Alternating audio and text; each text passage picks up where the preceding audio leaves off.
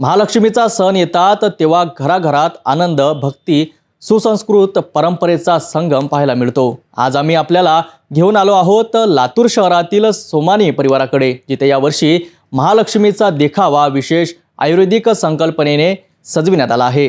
चला पाहूया या खास आणि अनोख्या परंपरेचा सुंदर अनुभव।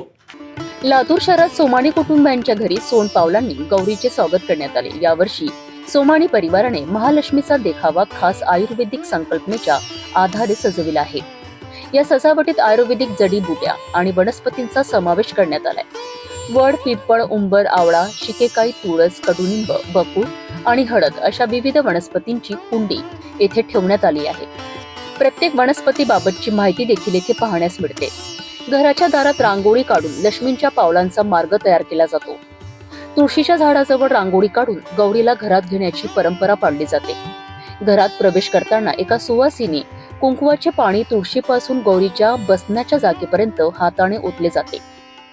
उंबऱ्यावर धाण्याचे माप गौरीच्या हातात घेऊन स्त्रीला ओलांडावे लागते। गौरीला घरात नेताना दोघी स्त्रिया एकमेकांशी गप्पा मारत आनंदी वातावरण तयार करतात। यावेळी सोमानी परिवाराचे सर्व सदस्य उपस्थित होते। जय श्री कृष्ण। प्रतिवर्षाप्रमाणे यावर्षी सुद्धा आम्ही महालक्ष्मीचा देखावा या ठिकाणी आयुर्वेदिक संकल्पना वापरून साकार केलेला आहे। यामध्ये वेगवेगळ्या आयुर्वेदिक जडीबुटी, आयुर्वेदिक वनस्पतीची झाडे, आयुर्वेदिक वनस्पतीच्या कुंडी आणि त्याला आवश्यक वनस्पतीच्या माहिती देण्याचा या ठिकाणी आम्ही प्रयत्न केलेला आहे। जसे की वड, पिंपळ, उंबर, नंतर शिकेकाई, तुळस, कडुनिंब या अशा वनस्पतीची रोपे आम्ही इथे ठेवलेले आहेत आणि सगळ्यांनी याचं खूप खूप कौतुक केलेलं आहे।